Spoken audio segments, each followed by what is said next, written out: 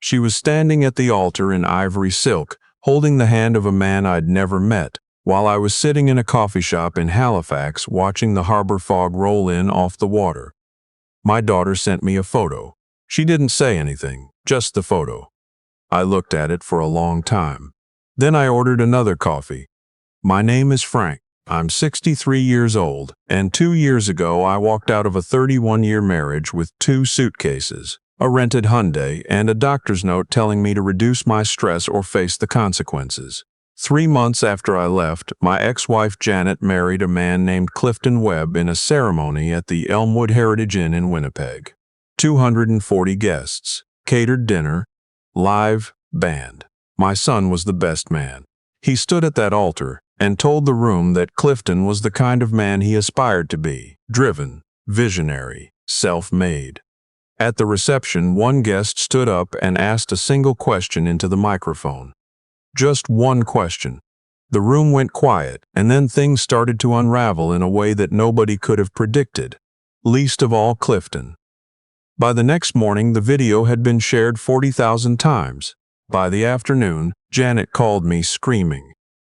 I want to tell you how we got there, because it didn't start with the wedding. It started with a Tuesday afternoon in February, sitting on a waiting room chair in a cardiology clinic on Portage Avenue, watching a fish tank and wondering if I was going to die. My marriage to Janet lasted 31 years on paper. In practice, it ended somewhere around year 12, when I realized I had stopped existing as a person and started existing as a function. I paid the mortgage. I serviced the car. I attended the dinner party and said the right things and wore the blazer she picked out and smiled when she introduced me to her clients as my husband Frank. He works in insurance. Like that was the whole of me. An insurance man in a blazer. Janet was a residential real estate broker in Winnipeg. Very good at it. She understood exactly how to make a space look like something it wasn't. How to stage a room so you didn't notice the hairline crack in the foundation. Looking back, I think she applied the same skill to our marriage. She needed things to look perfect. The house, the dinners, the kids, me. Everything in its place and nothing out of order.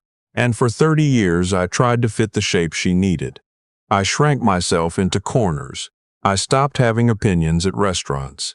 I stopped mentioning when I was tired or when something hurt.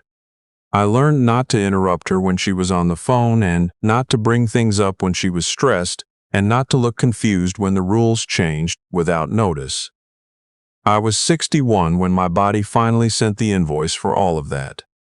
February, Winnipeg winter. I was shoveling the front walk. Janet had mentioned twice that morning that it looked unprofessional with snow on it. Clients drove past the house, and something happened in my chest. Not pain exactly, more like a fist closing slowly around my heart and then opening again. I sat down on the front step in -22 and thought, this is either a heart attack or the flu. It was not the flu. The cardiologist was a quiet woman named Dr. Osi. She had a manner that reminded me of a building inspector, methodical, unemotional, telling you exactly what the problem was without pretending it wasn't a problem. She sat across from me with my ECG results and said, the episode was a warning, not the event itself, but a warning that the event is coming if nothing changes. She paused. What does your stress level look like, Mr. Frank? I almost laughed. She went on. Whatever you're carrying, work, relationships, obligations. Something has to go. Your heart is sending you a message. I'd encourage you to listen to it. My daughter drove me home from the clinic. She held my hand in the car and didn't say anything for a long time. Then she said, Dad, you know I've been watching you disappear for years. She'd known before I did. Janet was on a showing when I got back. She texted at 6. Dinner at 7. Okay, I sat in the kitchen with my coat still on and thought about what Dr. Osai said, about messages, about listening. I started planning that night. I want to be clear about something. I'm not a cold man. I didn't sit down and calculate how to hurt Janet. What I sat down to do was figure out how to survive. I'm a chartered professional accountant. I spent 30 years doing risk management for mid-size insurance firms. When I face a problem, I look at the numbers, I map the exposure, and I make a plan. That's not coldness. That's how I've stayed calm in every crisis I've ever faced. And my life had become a crisis. The financial picture was complicated. We owned a home in River Heights, assessed at $780,000, no mortgage. We'd paid it off in 2019. There was a joint investment account with about $340,000 in it, and my RRSP had roughly $410,000. Janet's business generated good income. She cleared over $200, $2,000 most years. But she spent at the same rate she earned. The lifestyle was always expanding to meet the money. I met with a family law lawyer without telling Janet. I'm going to say that clearly, because some people think that's underhanded. It isn't. Knowing your legal position before a conversation is not a betrayal. It's basic prudence. Under Manitoba family property law, assets accumulated during the marriage are divided equally. The matrimonial home included. What I learned was that I had more options than I thought. I could request a buyout on the home, take my share in cash, and walk away. With my RRSP and my share of the investments, I had enough to establish an independent life with very little drama. I told my daughter first over dinner at a Thai place she liked near the university. She listened without interrupting. She was always a better listener than I was, and then she said, "I think this is right, Dad. I think you need to do this." She traced the rim of her water glass. "My brother is going to be angry." "I know," I said. "He sees her the way she wants to be seen." "Son, I know that too." My son, 29, works in financial analysis at a firm downtown. Had always been closer to Janet. She cultivated that. She'd frame it as closeness, love, a special bond between mother and son. But over the years, I'd watched her use it differently. When she wanted to win an argument, she'd mention it to him first and let him come to me with her position as if it were his own idea. He thought he was being a good son. He was being a relay. I didn't hold it against him. He didn't know what he didn't know. I filed the separation paperwork in March. My lawyer handled the service. Janet received the documents on a Thursday morning. I know because my daughter told me, and because I was already in Halifax by then, staying in a furnished apartment I'd found through a relocation service, watching the harbor from a third-floor window. I chose Halifax for a reason most people find surprising. I didn't know anyone there. No history, no expectations, nobody who needed me to be anything. I'd read about the immigration of retirees to the Maritimes for years, the lower cost of living, the slower pace, the salt air. I booked a flight on a Tuesday and left on a Wednesday morning at 5 a.m. I left a note, short, respectful, clear. I told Janet that the separation documents were at our lawyer's office, that she would receive her fair share of everything, and that I wished her well. I left the car in the driveway. I took a taxi to the airport. My phone rang 14 times before I boarded. I didn't answer. Halifax in March is gray and cold and smells like the ocean and diesel from the container ships. My apartment was on Barrington Street above a bookshop. The radiators knocked and the windows rattled, and I slept 9 hours the first night, which I hadn't done in probably a decade. I started going to a coffee shop on the waterfront every morning. Just coffee, sometimes a scone, a view of the harbor. The woman who ran it, mid-50s, silver braid down her back, learned my name after 3 visits and started having my order ready when I walked in. I didn't have to explain myself. Nobody there had a version of me they needed to maintain. My blood pressure, at my first check-in with a Halifax GP, was 134/86. Elevated, but the direction was already changing. My daughter called every Sunday. My son didn't call at all. 4 months after I left, a mutual friend, a man I'd known since the insurance company conference in Calgary, years ago, someone who still moved in Winnipeg circles, sent me a text. Short and direct. Heard Janet is engaged. Some guy named Clifton Webb. He runs a property management company. Big wedding planned. Thought you should know. I read it twice. Put my phone face down on the table. Looked out at the harbor for a while. I won't pretend I felt nothing. There was something. Not jealousy, not grief exactly. More like the particular feeling you get when you realize the story you've been part of was always going in a direction you weren't told about. Curiosity, maybe, and something else, something quieter, instinct. The same instinct I'd used in 30 years of risk assessment. I looked up Clifton Webb.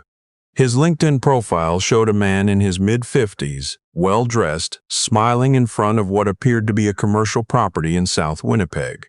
He listed himself as founder and CEO of Webb Property Group, residential and commercial property management, development consulting, investment partnerships. His profile had over 2,000 connections. His posts were full of lifestyle photography, expensive restaurant meals, golf courses, a fishing trip in northern Manitoba. His company's public filings told a different story.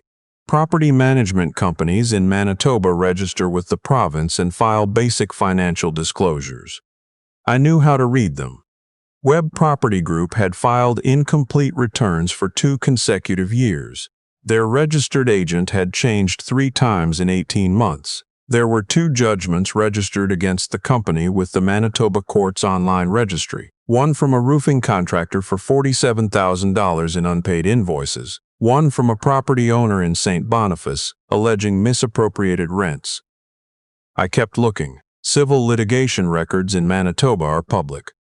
A former business partner, I'll call him by his initial, R, had filed a statement of claim alleging that Clifton had taken on investment capital of $340,000 under the premise of a joint development project in Transcona, used it to fund his other operations, and then bought R out at pennies on the dollar before the project generated any return.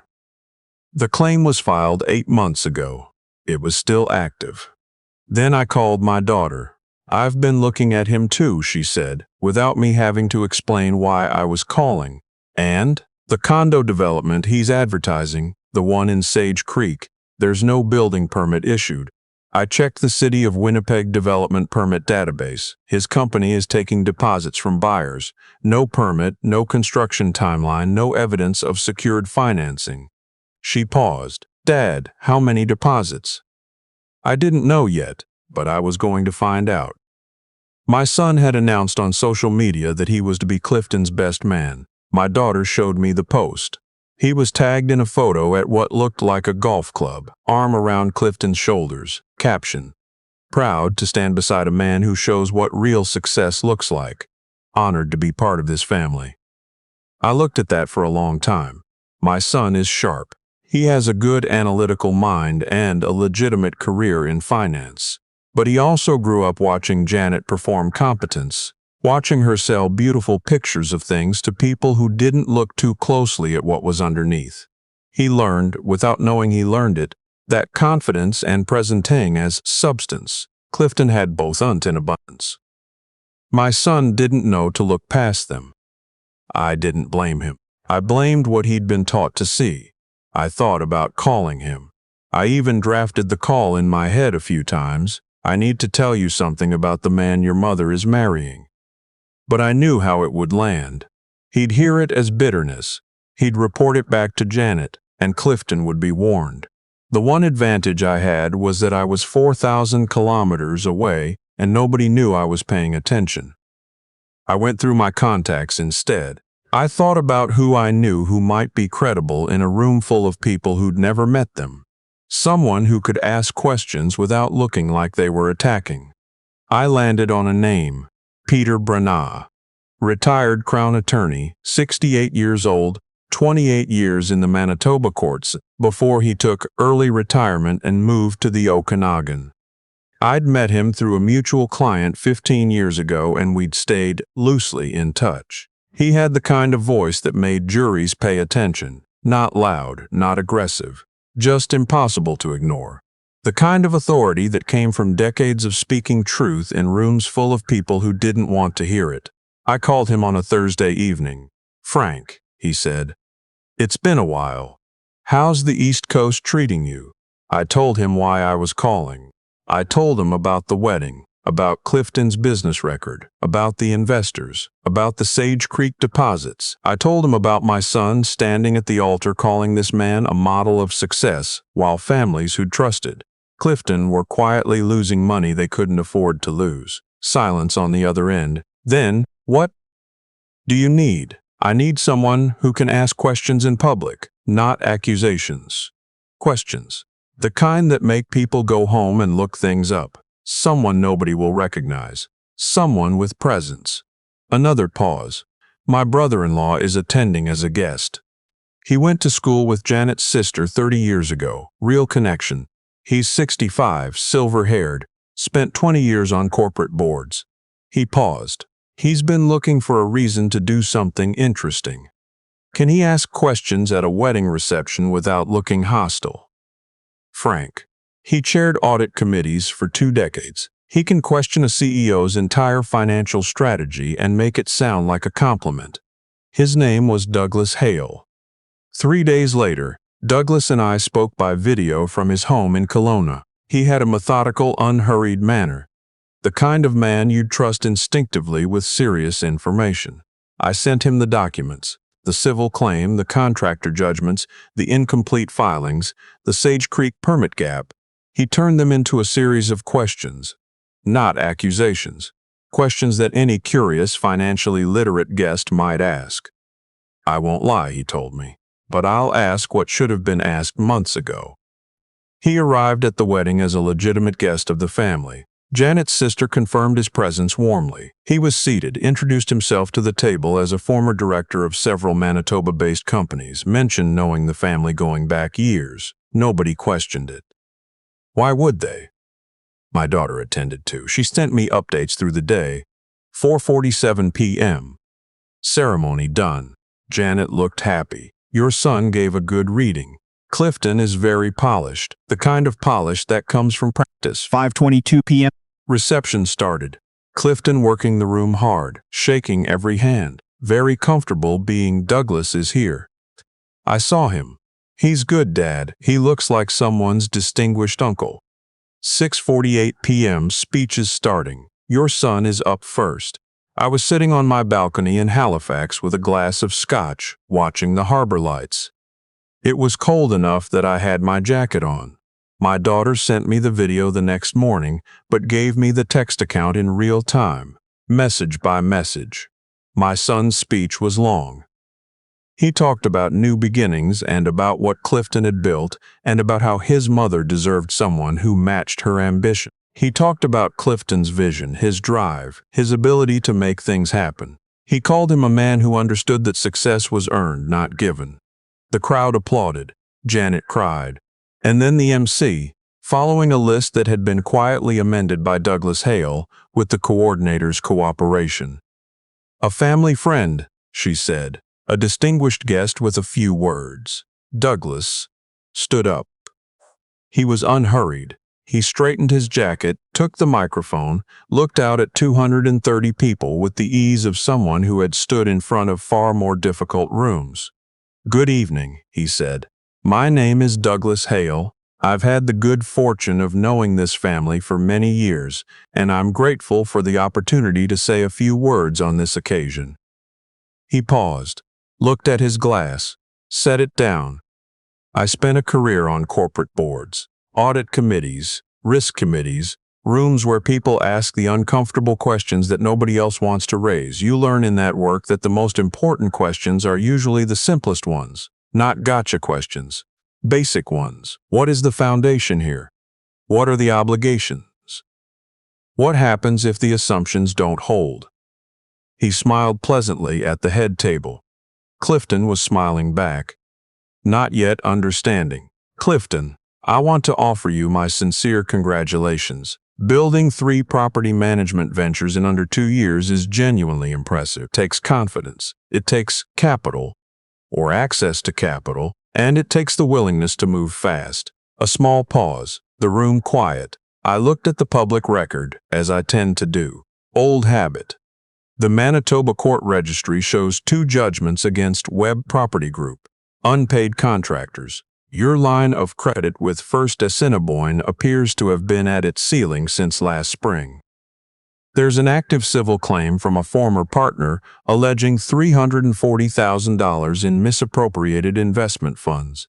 And the Sage Creek condo project your company is currently marketing, I checked this week, doesn't yet have a development permit from the city of Winnipeg. Though I understand deposits have been collected, the room changed, not loudly, gradually, like watching a barometric pressure drop. Guests were looking at their phones. Someone at the back typed, heads turned. These are public documents, Douglas said. Anyone can find them. The question I gently put to the room, not to embarrass, but because it matters, is simply this. Before we celebrate a foundation, shouldn't we check whether it's been poured? He lifted his glass. To Janet. To new beginnings. And to the hope that every foundation in this room is exactly as solid as it appears. He sat down. The room did not applaud, not at first. Then Sopran said cautiously, and the sound was thin and uncertain. Phones were out everywhere. I could picture it. Fingers moving through Manitoba civil court registries, through corporate filings, through city permit databases. The questions Douglas had planted would not stop growing once they started. My daughter's message came through at 7:14 p.m. Halifax time. Dad, it's done. The room is completely different. Clifton went white. Janet left the table. Your son looks like someone pulled the floor out from under him. My phone rang 11 minutes later. I watched Janet's name on the screen for 3 full rings. You did this, she said. Her voice was something I hadn't heard before. Not the controlled disappointment I'd learned to navigate for 3 decades, but something raw and fractured. You planted him. You destroyed my wedding day. You couldn't just leave and let me have Janet.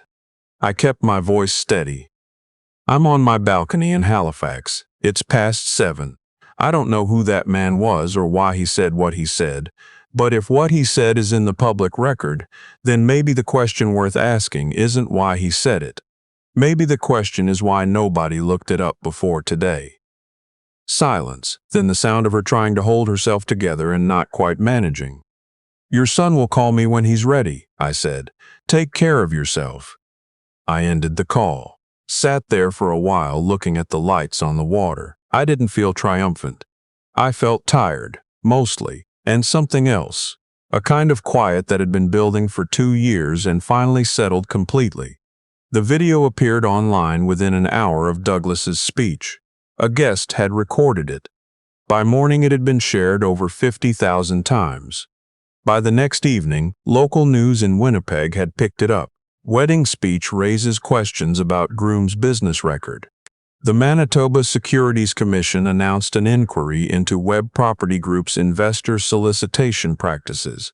The Sage Creek buyers filed a group complaint with Consumer Protection, Manitoba. Our civil claim was amended to add additional plaintiffs. Within a week, Clifton's business accounts were frozen pending investigation. 2 of his 3 management contracts were terminated by property owners. His social media went quiet, then disappeared. Janet's real estate colleagues distanced themselves. The Elmwood Heritage Inn, where the reception had been held, was contacted by journalists. She made her profiles private. She called my daughter twice asking for help with legal costs. My daughter, gently and without cruelty, said no. My son called me on a Thursday evening, 9 days after the wedding. He sounded younger than I'd heard him sound in years. Not because he was emotional, but because the performance was gone. He just sounded like my kid. Dad, the firm is doing a review of my client relationships. Someone flagged that I gave a speech endorsing a man who's now under securities investigation. They need to know if I had prior knowledge of any of his financial irregularities. What did you tell them? The truth. That I didn't know, that I should have looked and I didn't. A pause. Dad, you tried to tell me. On the phone before the wedding, you told me to check the foundation. You weren't ready to hear it. No. A long pause. He made me feel like I was finally part of something successful. After years of watching you just work quietly, and Mom always talking about ambition and achievement, he felt like proof that the things she valued were real. That if you were impressive enough, Everything else would follow. I didn't say anything for a moment. Your grandfather built a machine shop in Saskatoon, I finally said. 32 employees by the time he retired. Nobody ever knew his name outside of that neighborhood. He sent your mother and me to university with that machine shop. That was success. My son was quiet. What happened to impresses people and what actually holds weight are not the same thing, I said. I probably should have found more ways to show you that when you were growing up. He cleared his throat. Can I come to Halifax? Doors always open, I said. The securities investigation concluded the following spring. Clifton was charged under the Manitoba Securities Act with fraudulent misrepresentation to investors. A separate criminal fraud charge was laid by the RCMP related to the Sage Creek deposits. 22 purchasers, totaling just over $480,000 in funds collected before permits were secured. He was convicted on both, sentenced in the fall to 4 years federal, with mandatory restitution orders. He's currently serving his sentence at a federal institution in Saskatchewan. The Sage Creek buyers recovered approximately 60 cents on the dollar through the restitution process. The contractor who'd been owed $47,000 was paid in full from liquidated assets. Our civil claim settled. Janet filed for bankruptcy protection in the spring. The house on Wellington Crescent, the one she'd moved into with Clifton after our River Heights home was sold in the division, was surrendered to creditors. Her real estate license was under review by RECA for failure to disclose a material relationship with a client who had turned out to be under investigation. She moved in with her sister in Brandon. She called me once, in February, a year and a half after the wedding. She didn't yell. She just sounded tired. I need you to know I didn't know about any of it, she said. About his finances. I believe you, I said, and I did. I thought he was everything I'd been building toward. I didn't say what I was thinking, which was, that's what happens when you decide that the appearance of success matters more than its substance. I just said, I hope you're okay, Janet. I mean that. She hung up without responding. My son visited Halifax in the spring. We walked the waterfront for hours and ate chowder at a place near the ferry terminal and talked about things we hadn't talked about in years. His grandfather's machine shop, my early years in insurance, what I was actually like before I disappeared into that house on Morley Avenue. He told me about a woman he'd been seeing, a high school teacher, plain-spoken and funny, nothing like the women he used to date. He said, she asked me on the second date what my dad was like. I didn't know what to say. I'm trying to find out. That landed somewhere I wasn't expecting. My daughter was promoted twice. She called me the day of the second promotion and said, Dad, I'm taking you somewhere for your birthday. You pick the province.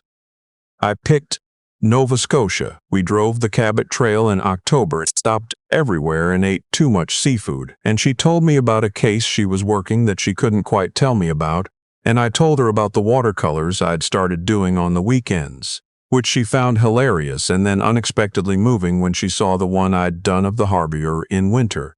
As for me, my blood pressure is 118/73. I sleep 8 hours. I haven't had a single episode of chest pain in 2 years.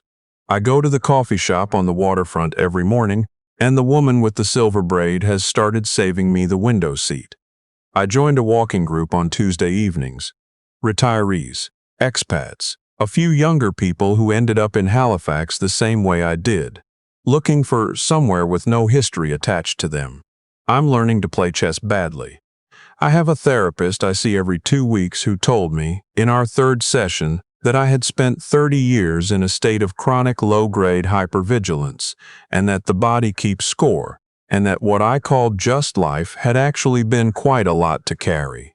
That was useful to hear. I don't miss the house on Morley Avenue.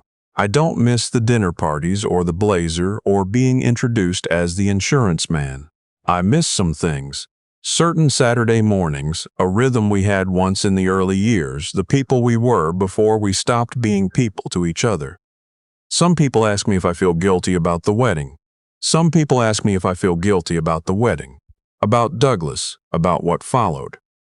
15 investors, 22 families who put deposits on condos that didn't exist, a roofing contractor who couldn't pay his crew. The truth was always going to come out.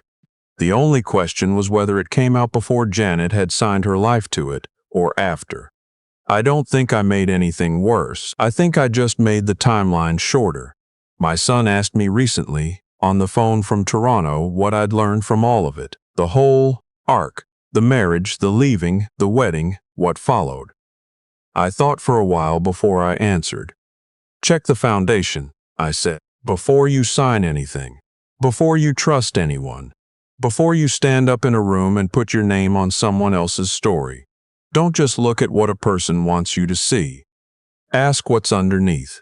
Public records don't lie, patterns don't lie, and your body, what it's trying to tell you, that quiet alarm that you've been ignoring for years, that doesn't lie either. He was quiet for a moment. Then, when did you learn that? February, I said, sitting on a front step in -22, with my hand on my chest. God gives us one life, one body, one chance to pay attention. I paid attention, eventually. It just took a cardiologist and a very cold Wednesday morning and an ocean between me and everything I'd agreed to become. I'm sitting on my balcony right now with a second coffee, and the harbor is doing that thing it does in the morning, where the fog sits just above the water and the container ships move through it like they know exactly where they're going. I know where I'm going too. That's not a small thing. For a long time I didn't.